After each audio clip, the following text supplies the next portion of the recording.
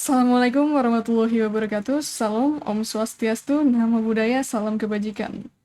Selamat siang, Bapak Imamul Mutakin, selaku dosen pengampu mata kuliah Artificial Intelligence lanjutan. Di siang hari ini, kelompok kami akan mempresentasikan sekaligus mendemonstrasikan hasil dari proyek kami, yaitu Content-Based Filtering, yang diimplementasikan melalui sistem rekomendasi makanan. Proyek ini selaku pengganti dari UAS. Baik, langsung saja kelompok kami terdiri dari saya sendiri, Iqfa Aulia dengan NIM 33372100051. Lalu ada rekan saya, Hara Anggraini dengan NIM 33372100014. Dan Akbar Ragil Pangestu dengan NIM 33372100060. Baik, langsung saja kita masuk ke pembahasan pertama yang akan dibawakan oleh rekan saya, Akbar Ragil Pangestu, dipersilakan. Baik, sebelumnya di sini saya akan membawa topik pembahasan yang pertama. Bisa di share screen, saudari Iqfa. Oh, Hara yang akan share screen. Oh, Hara. Baik, saudari Hara ini. Share screen apa nih? Dokumen Word. Oke. Bagian pembahasan. Sebentar.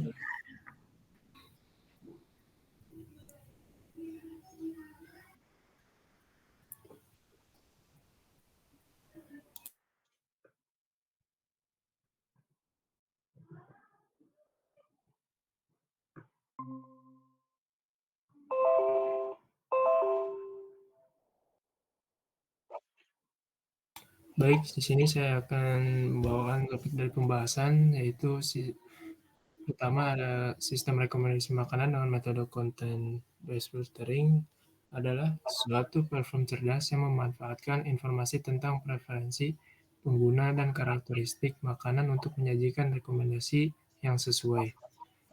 Dalam metode ini, sistem menganalisis konten atau fitur makanan seperti bahan, rasa, dan gaya masakan untuk memahami preferensi pengguna. Prosesnya dimulai dengan pemahaman mendalam terhadap selera pengguna. Sistem mengumpulkan data tentang makanan yang disukai atau dihindari oleh pengguna, menciptakan profil preferensi unik. Selanjutnya, karakteristik makanan diidentifikasi, termasuk elemen seperti jenis bahan dan metode masak. Lanjut, bawahnya. Ya, ketika pengguna beri rekomendasi, sistem membandingkan profil preferensi pengguna dengan karakteristik makanan yang ada. Rekomendasi kemudian dibuat berdasarkan kesamaan antara preferensi pengguna dan konten makanan. Semakin cocok antara profil pengguna dan karakteristik makanan, semakin relevan rekomendasi yang diberikan. Lalu selanjutnya tujuan. Nah, tujuan di sini yang pertama yaitu ada efisiensi dan kepastian waktu. Memberikan rekomendasi dengan cepat dan efisien tanpa mengandalkan umpan baik pengguna atau data eksternal yang berlebihan. Tujuannya adalah memberikan kemudahan dan kecepatan dalam proses pengambilan keputusan makanan yang contohnya misalkan kita inginkan itu.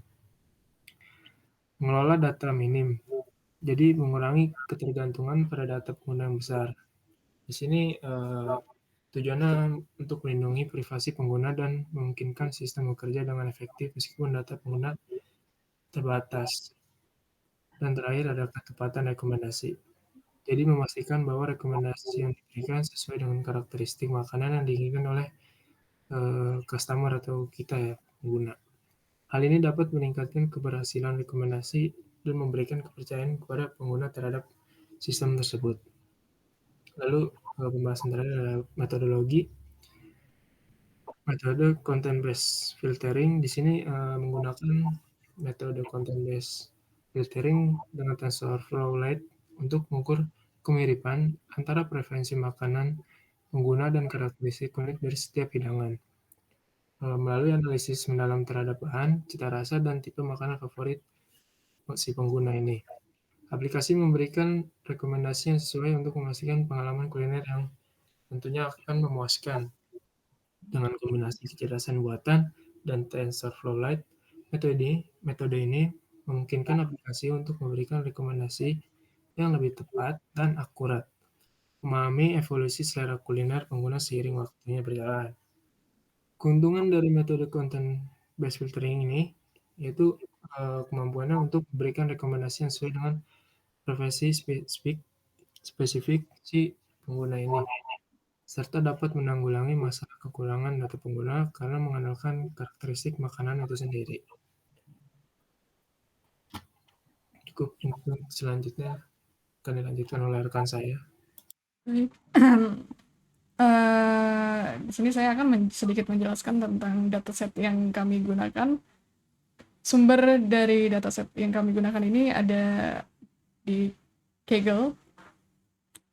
Dataset ini bernama, kalau di search di Kaggle ini judulnya Menu Analysis for a Restaurant.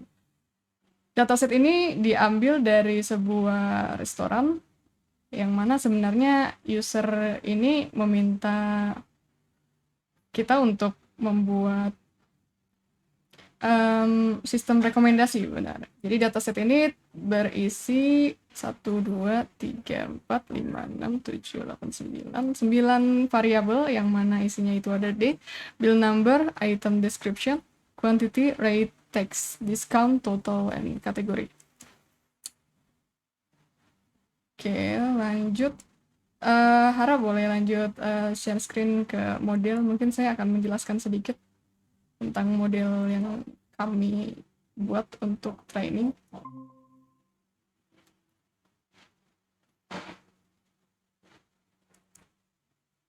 Oke, sudah nampak. Jadi di atas ini library-library yang kita gunakan. Lalu lanjut ke langkah pertamanya, kita memuat dataset dari file Excel yang kita gunakan tadi, yang sebelumnya saya jelaskan itu datasetnya, menggunakan fungsi files upload. Lalu kita simpan datanya ini ke dalam data frame itu yang pakai pandas itu, df. Jadi dari dataset ini dua fitur utamanya diekstrak, yaitu deskripsi item yang item desk tadi sama kategori. Lalu selanjutnya dilakukan ini vektorisasi menggunakan fungsi tf idf pada deskripsi item desk tadi untuk menghasilkan matriks similaritas kosinus antar item. Terus item desk tadi juga diolah sebelum masuk ke model training. Lalu setelah itu kita masuk ke proses tokenisasi yang pakai tokenizer dari keras. Model keras ini juga dibangun pakai embedding, LSTM, sama dance. Pakai aktivasinya sigmoid kalau nggak salah. Ya, sigmoid ya. Ada kan di situ. Nah, ya, sigmoid. Lalu kemudian model ini dikompil pakai optimizer Adam dan ada fungsi ini binary cross entropy. Lalu selanjutnya model ini dikonversi ke format TensorFlow Lite menggunakan fungsi tf.lite.tf-lite converter. Nah, itu yang bawah, converter. Lalu kita ngatur opsi-opsinya di sini, termasuk ke opsi eksperimental dan izin untuk opsi custom. Nah, lalu fungsi get recommendation ini didefinisikan di sini untuk memberikan rekomendasi itemnya berdasarkan skor similaritas dari yang sudah diproses di atasnya, similaritas kosinus. Skor ini dihitung dengan tadi matriks similaritas kosinus sebelumnya. Lalu kemudian hasil rekomendasi tersebut ditampilkan. Lalu terakhir, di proses terakhir ini model TensorFlow Lite ini disimpan dalam file model.tf-lite, lalu akan terunduh untuk digunakan ke platform lain. Kita menggunakan web ya. Jadi kode ini memberikan dasar untuk sistem rekomendasi yang menggunakan pendekatan kombinasi antara metode tradisional sama machine learning.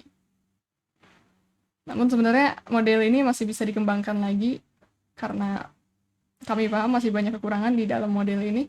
Mungkin selanjutnya bisa dilanjutkan oleh rekan saya untuk tampilan interface dan demonstrasinya. Oke, di sini saya akan melanjutkan untuk menampilkan hasil dari demonstrasinya. Nah, di sini kami menggunakan Flash dari Python untuk pengimplementasian TF-Lite ke webnya. Jadi di sini ada 3 file utama, yaitu routes.py, run.py, dan juga init.py. Nah, routes.py ini memuat file TF-Lite yang sudah disimpan tadi, di deploy ke sini. Lalu selanjutnya di sini ada file init.py dan juga ada run.py untuk melakukan running Flash-nya. Selanjutnya di sini kita menggunakan index HTML dan juga recommendation HTML untuk tampilannya. Oke, langsung saja ke hasilnya. Sebentar. Di sini kita run dulu. Kita masuk ke direktorinya.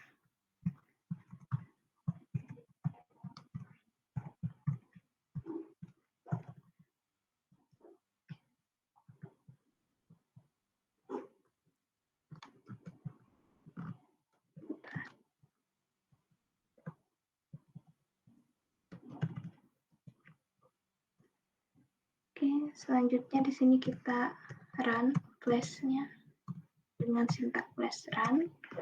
Lalu kita tunggu.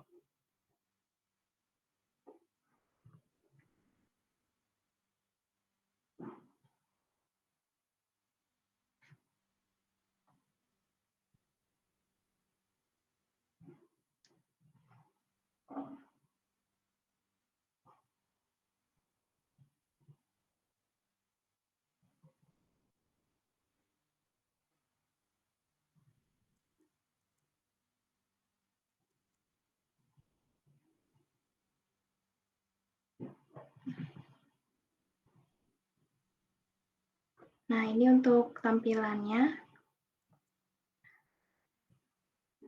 Terus di sini kita enter index yang dimana indeksnya ini berbentuk angka. Jadi nomor 1 itu rekomendasi paling utama di sini. Lalu kita klik get recommendation. Nah, di sini kita bisa next untuk melihat makanan rekomendasi selanjutnya. Rekomendasi ini diambil berdasarkan dataset di mana sudah dijelaskan sebelumnya bahwa rekomendasinya itu diambil berdasarkan pembelian terbanyak di kafe tersebut. Oke, mungkin cukup sekian. Saya kembalikan ke moderator. Baik, terima kasih atas demonstrasinya. Mungkin cukup sekian presentasi sekaligus demonstrasi dari kelompok kami. Kami sadar akan banyak ya kekurangan kami. Mohon maaf atas kekurangannya. Wassalamualaikum warahmatullahi wabarakatuh.